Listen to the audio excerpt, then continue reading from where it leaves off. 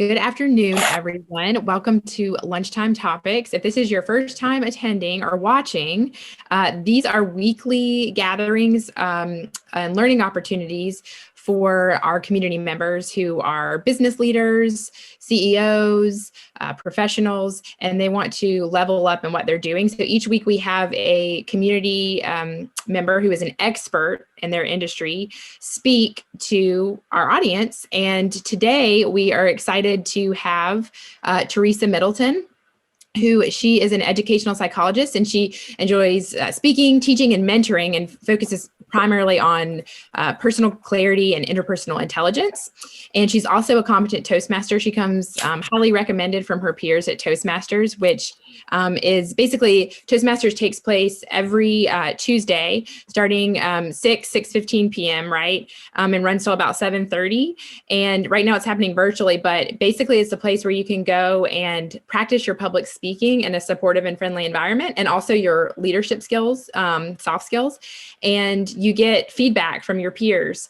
And so Teresa is like I said, she's a competent Toastmaster, and she can tell us all about how to improve our speaking skills, whether that's to our board, whether it's to customers, whether it's to investors, stakeholders in our business, customers. So she's going to talk with us today about sharing our ideas effectively with stakeholders in our business. And I am so excited because I have a lot to learn here. And I'm going to just go ahead and turn it right over to you, Teresa. Thank you for being here. Awesome. Thank you so much for that wonderful introduction. I am going to not share my screen right away. I want to just talk to you for a second. I am Teresa Middleton, and I want you to know that the foundation, the very core of effective communication rests primarily on three harmonizing concepts. The first concept is clarity, and then you have energy, and you have playfulness. So each of these strategies must come together in harmony in order to produce an effective communication situation. One that produces coherent, cogent, and comprehensive message.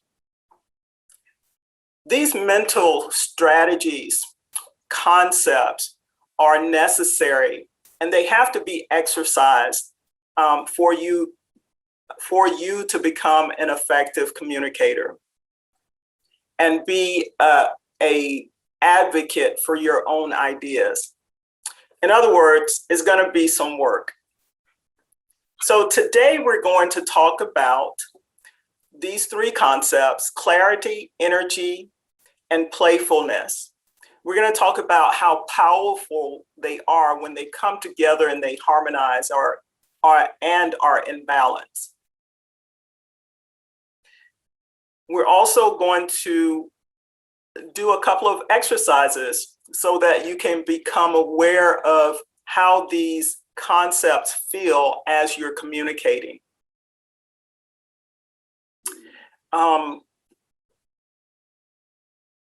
And then, of course, to wrap up, we're going to have a question and answer session.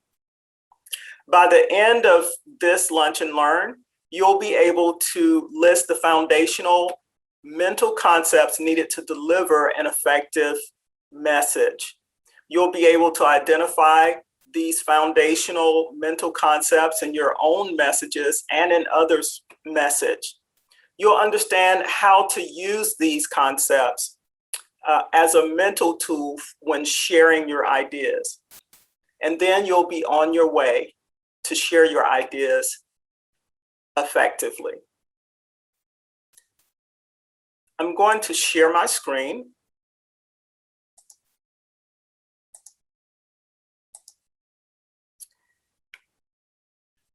As you can see here, my title page is a wonderful example of an effective conversation communication situation. What I like to do is, in every communication, in every communication situation, there's always a sender of information and a receiver or receivers of that information. So let's talk about this picture and what's happening here. What do we notice? And I want you guys to engage with me. That way, it's more conversational. So what I want to do is let's talk about who's the sender in this picture. Anybody? The guy pointing to the screen? That's right. And the other guy, obviously, the other gentleman is the receiver of the message. Now, we can probably assume that these two are talking about business. Basically, for what reason? Maybe we look around the environment and we see that there's screens. It looks like a business environment. We also see that the gentleman pointing at the screen has on business attire, and he may be selling to the other gentleman.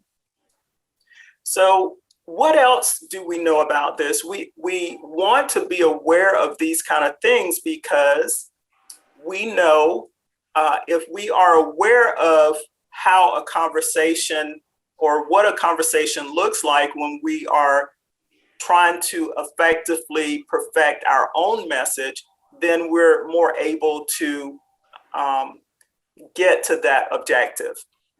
So that's why we're talking about this. Now, what about the expressions on their face? Does this imply that the receiver is understanding the message? I would say so, because he has a pleasant face. He's enjoying the message that he's hearing, and he looks engaged. And of course, the sender of the information, he looks confident. He looks like he is enjoying what he's talking about, and he seems a little passionate about it as well. So when we look at these kind of situations, when we look at the situation and observe what's happening around them, then we know that that's the same kind of effect that we want when we are presenting our message, either to a customer, to our board members, to any stakeholder, a coworker, anyone that you can communicate with. You want this type of engagement with the other person.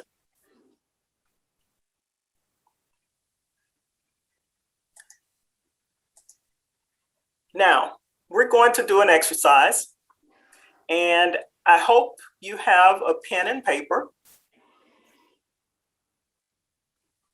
because I am going to communicate with you about an object. So you're going to listen and draw as I describe what I want you to do. Are we ready? Ready. Okay. Draw a long rectangle about maybe 4 inches long and 2 inches wide.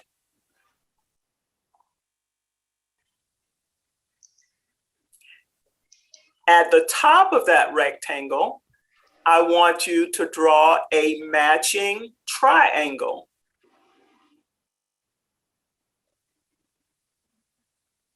In proportionate width. On the left side of that triangle, on the left side of that rectangle, near the bottom, I want you to draw another triangle, almost touching the rectangle.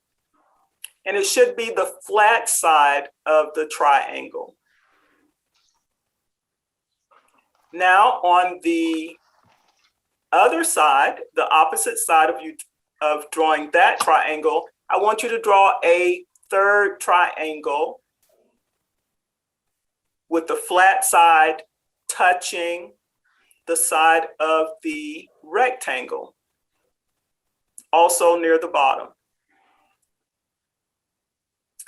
Now, inside of that rectangle, I want you to draw 3 circles. It may look like a traffic light.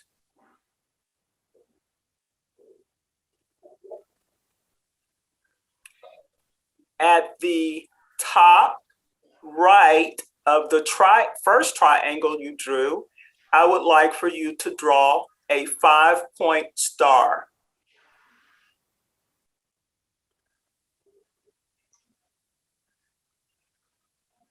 On the left side of the rectangle, just above the triangle that you drew, draw another 5-point star, a little bit smaller than the first one.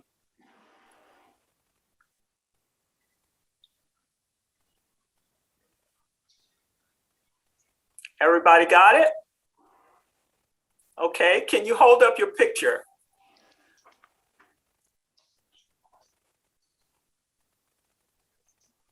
Okay.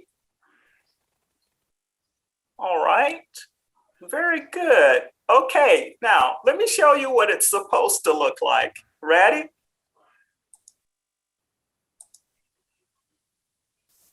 Whose drawing looks like that? Nobody's. It's interesting how communication can be elusive sometimes. What I tried to explain was this picture, but sometimes we hear different things, and sometimes when we're presenting, we say things that isn't really clear. So that's where clarity comes in. I want to give you a hint. Hint number 1. The first goal is always to aim to express rather than to impress anyone. So you want to reach, this is an internal situation. This is an internal goal or pursuit. Try to be as clear as you can about the idea, the object, the goal that you're trying to describe. The first person that you have to describe it for is yourself. Make sure that you understand exactly what you are trying to accomplish with the message that you're giving. Okay, that's hint number 1. You want to aim to express rather than impress anyone, because impressions, you really don't know how that other person feels or is thinking or is communicating or receives that communication. So the best objective is to aim to express your own idea from your perspective, not from the other person's perspective. That's the first goal. Hint number 2, and this one comes from an aha moment, but really clarity doesn't mean knowing way into the future. Clarity means understanding exactly what the next step is in the present moment.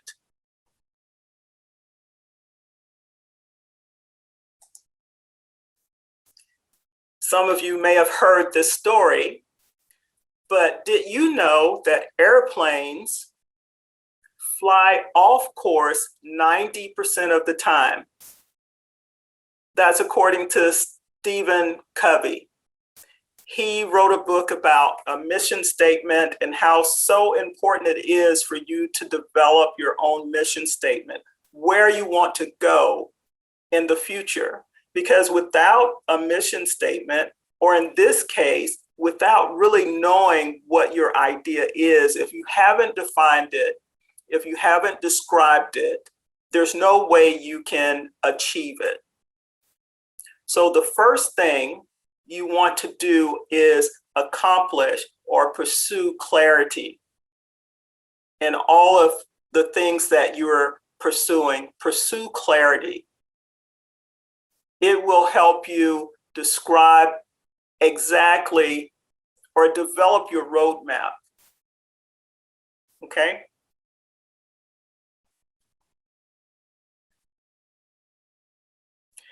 Webster Dictionary defines clarity as the quality of being coherent and intelligible. It also, as a second definition, says it's the quality of being transparent. So what does that feel like? Does it feel like confidence? I would say so. It feels like levity, light, stability, see-through vision. I was thinking about Superman the other day, and he can see through walls. And all we need to see is the next clear step. It feels like flow. And I'll talk a little bit about that in just a minute. But these are the kind of things that you feel when you have clarity. Just like the two gentlemen in the opening diagram or picture, photo that I showed.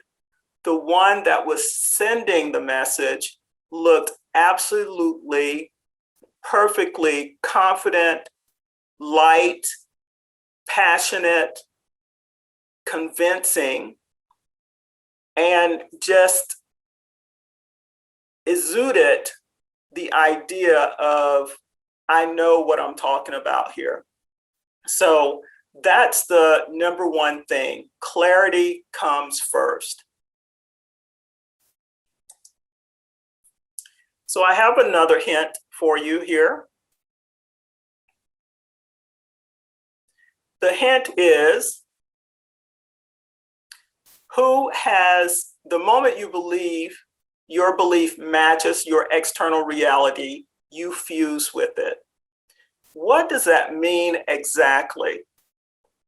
Well, it means that when people on the outside directs what goal you're going to have, or says, well, you know, that's probably not the best thing to do, or I wouldn't do that because, or that idea sounds very complicated and doesn't seem like it's going to be achievable.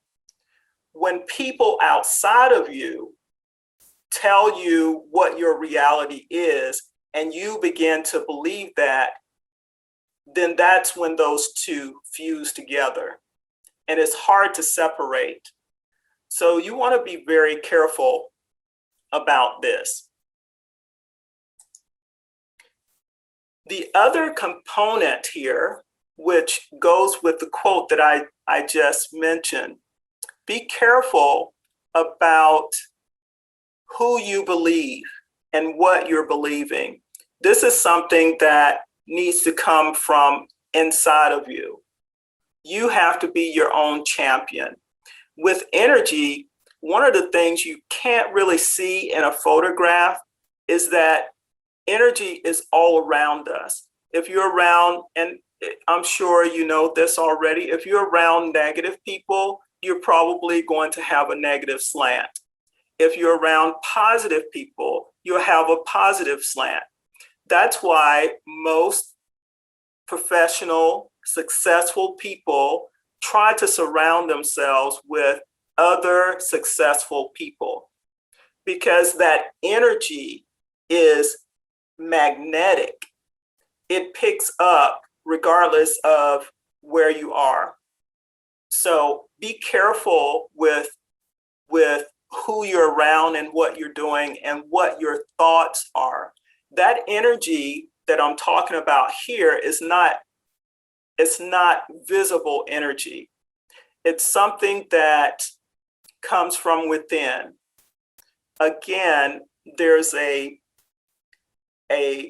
magnetism that occurs when your external self matches with your internal direction then more than likely you will be able to pursue the goals that you have, because you are your own advocate and you're getting that energy from within to pursue that. Let me share with you. I used to play basketball when I was in high school, and in college. I actually got a basketball scholarship to college.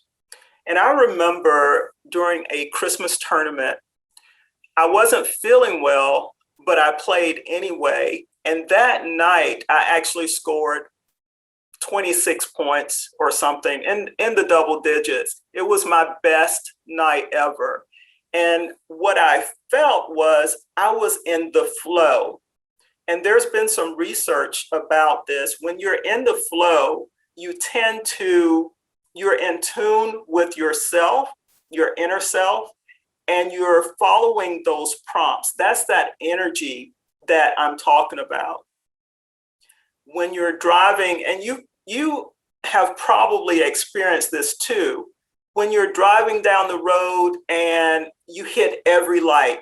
I remember going down 37th Street, and 37th Street has a ton of lights. So I got off of the interstate right there at 37th and the interstate, and drove all the way down to Victory Drive, hitting every green light, which is simply amazing.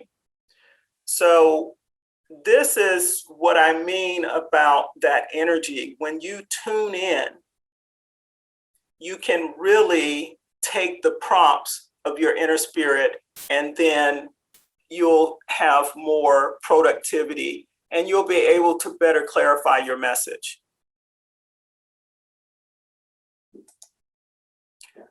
All right, exercise number 2.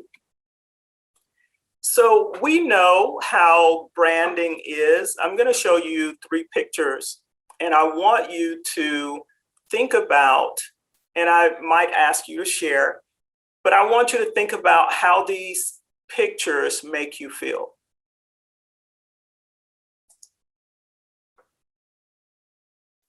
What does that evoke in you? What kind of experience have you had with Coca-Cola? Nostalgia for me. Mm-hmm. Family, gatherings, nice big dinners, maybe even parties. Their branding has really taken a foothold in the US and actually all over the world. When people think about a drink to go with their pizza, they're thinking about Coca-Cola. Some people are thinking about beer, but most, especially the young kids and family environments, they're thinking about Coca-Cola. So this is a messaging that they've put together, and they have continued to pound it into our culture to say, hey, this is the best cold drink ever. All right. What about Google? Any ideas here? Anything come up or pop up? It covers everything you could imagine. Yeah. They're a monster, right? Huge. Invasive. Say it again. Invasive. Invasive. What else?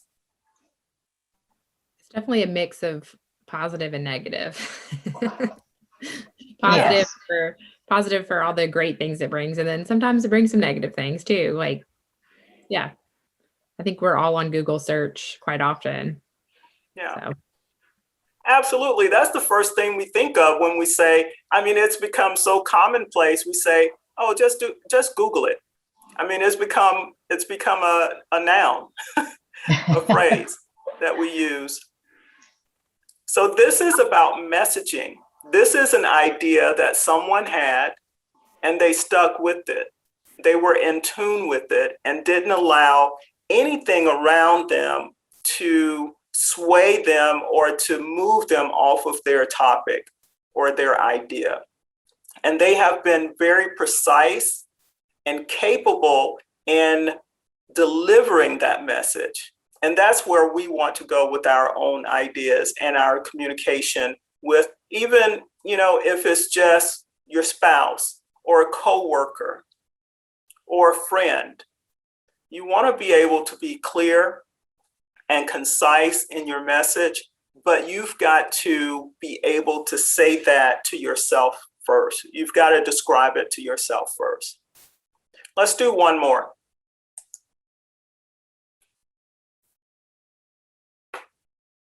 Who knows what these are? Symbols for the Olympics. The Olympic rings.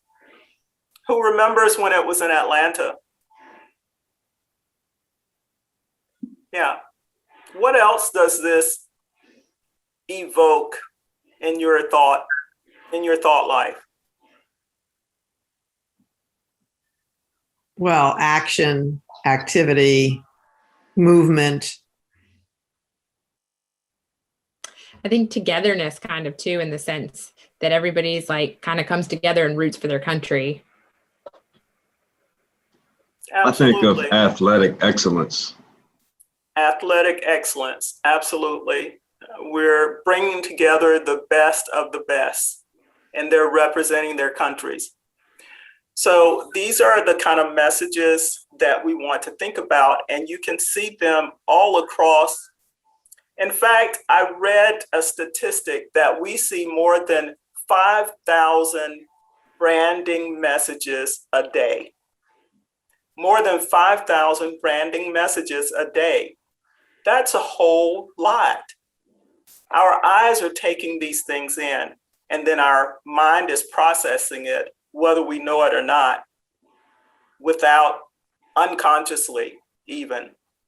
So let's be aware of some of these messages, and then you can begin to sync your own energy with your own message.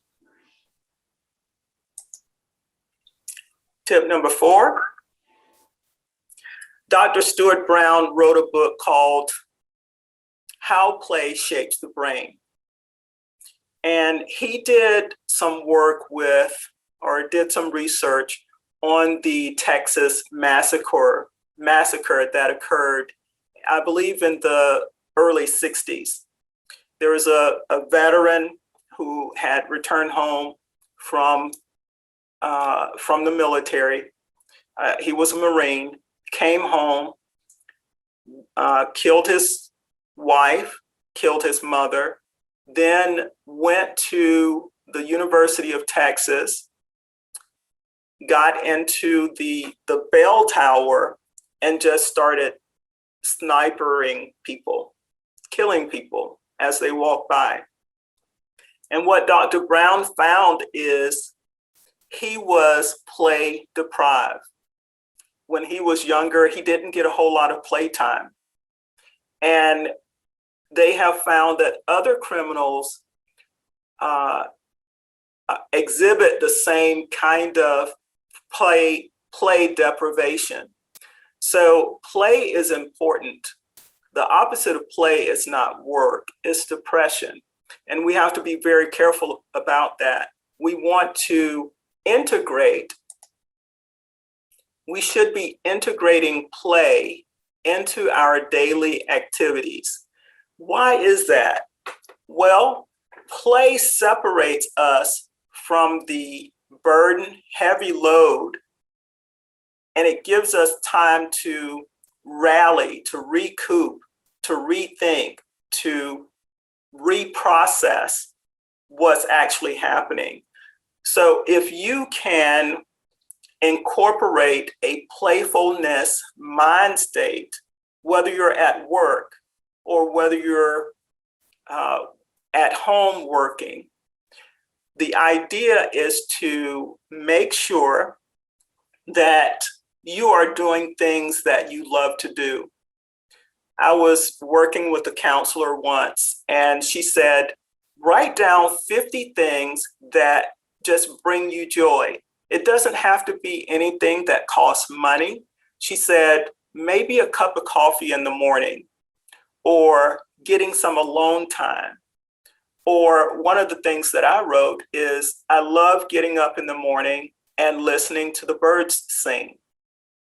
That brings me joy. So these little bits of joy, if you can incorporate them in your life throughout your day, then you will be more in tune with your inner self, more in tune with what's happening around you. Okay?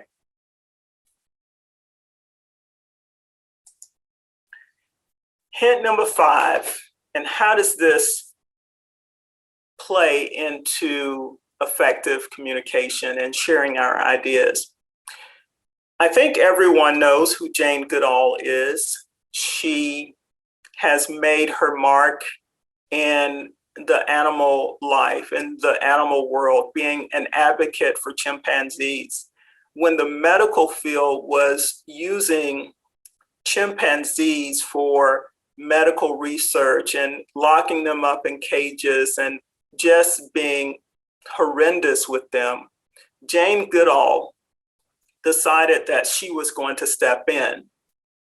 And she noticed she got a lot of criticism for collaborating with the enemy. But what she realized is that in order to change a person's mind, you have to reach their heart. You can't argue with them. You have to show them with something that touches their heart. And that's what she did. And that's how she was able to change the medical community's minds about using chimpanzees as guinea pigs, so to speak.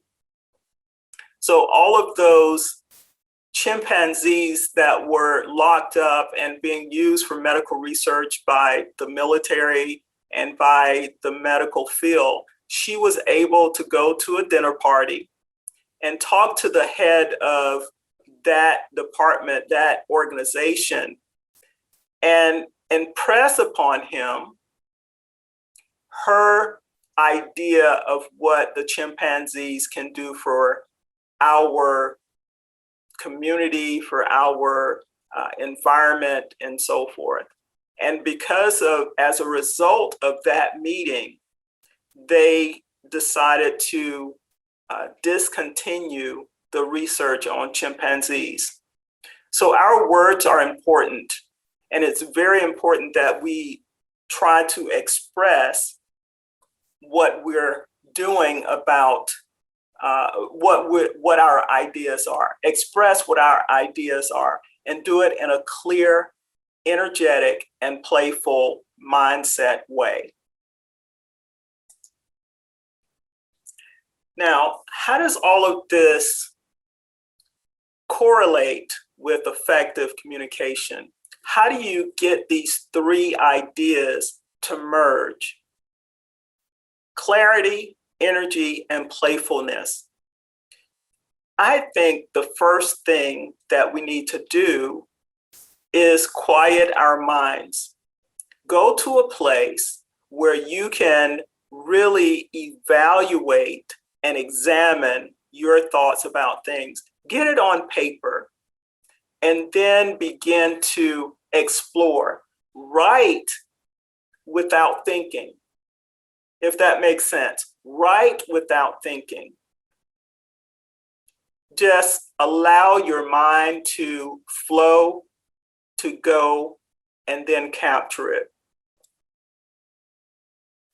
In this picture, you can see that these co-workers or a group of people are really exchanging ideas, but look at the expression on their faces. It looks like they're really enjoying the company of each other and probably expressing ideas that they've had that they want to share with the other one, that they can come together and collaborate on the next best thing. So the first thing, or those things that we need to really focus on, is clarity, energy, and playfulness. They really make a huge impact on how you communicate and when you're able to get those ideas out, you can really be impactful.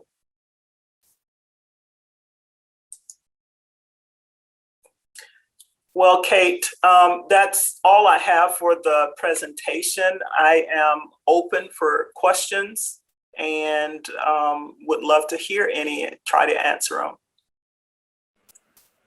Anybody have questions? I know I have one for you. Okay. So I guess it's a couple of things. I know based on your experience with psychology and play, I get that aspect of it. I'm curious what led you to become a Toastmaster and how you found the group and your experience with it as well. Thank you. I have always wanted to share information, but never really knew how to put the information together and get it out there. So Toastmasters has been a really amazing organization. The curriculum that they have really walks you through that. Now, there is some work that you have to do, I think, outside of that curriculum to push yourself. What Toastmasters does is it provides an opportunity for you to speak and to deliver messages, but you're going to have to challenge yourself to go a little bit further. I found Toastmasters by just doing a quick search of Toastmasters in my area. And I was able to find Hostess City Toastmasters Club. And I started in 2018, January 2018, and I've been a Toastmaster ever since. I love it. Thank you for that question. Yeah, certainly. Yes, ma'am. I have a question, and thank you, Teresa. Teresa is our Vice President of Education for Hostess City Toastmasters. So she's an award-winning speaker. She's going to be competing at the district level, which is a very high level within Toastmasters. Again, going up the ranks with her speech. I think that this has been very helpful. I've been taking all kinds of notes. Just one thing that came to mind, I'm a real, I've given a TED talk, but I'm a real TED fan.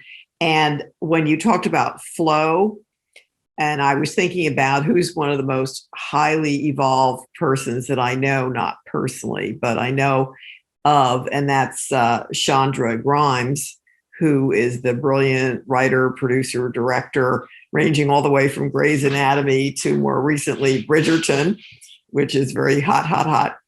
But I know she's talked about flow, and you brought up flow. And I have it on tap to listen to her TED Talk, which is called A Year of Saying Yes to Everything. So that's going to be interesting. But I digress. Although I think she's a really cool person. Probably she follows your communication recommendations. Teresa, what are your observations or even recommendations about the differences in people in different generations? I mean, we could go into all kinds of other demographics, male, female, race, ethnic group, countries, but how about across the generations? Do you see folks, including children, because you work with children as well, are more or less equipped to follow your recommendation for the three aspects of communication: clarity, energy, and playfulness? Yeah. Well, I think kids, with the playfulness, not just kids, but adults too. I mean, we get lost in TikTok. That's a form of play. It's a way of being social with other people, especially in this environment that we're in now with COVID-19 and social distance and having to go to school virtually. that's one area that they are very, very successful in. Clarity, I think, is a different situation. I think kids and adults don't really pay attention to the direction that they're headed. They don't pay attention to what their goals are and end up oftentimes off their path and facing 180 degrees in the opposite direction. So I think that's something that we really need to work on. Our school system doesn't really address that. They give us knowledge, but they don't teach us how to use it. So I think that's a separation that is currently occurring in our amongst the generations, and even in the adult generation. You will often hear that people say, they're woke, meaning that there are some people who are not woke, who don't really focus on what's happening around them. And so this clarity helps us get there. And we really need to quiet our minds to achieve that clarity, as well as the energy and the spirit that lies within. Everything that we need is already inside of us. It's just a matter of unlocking that door. And so we really need to focus on that. I don't know how we can get the world to go there yet, but that's certainly my goal. And one of the primary goal for me is to teach people how to gain clarity. And I'm anticipating doing that one person at a time. So you talked a little bit about Toastmasters, and I'm also curious if people do have questions they want to ask you offline, where can they find information about you and Toastmasters, of course? You can contact me on this slide. Thank you for asking that. I forgot I put that slide in there. But you can contact me at this email address. If you want to contact Host the City Toastmasters Club, you can just search Google. You can Google Host the City Toastmasters, and it will come up with contact information there.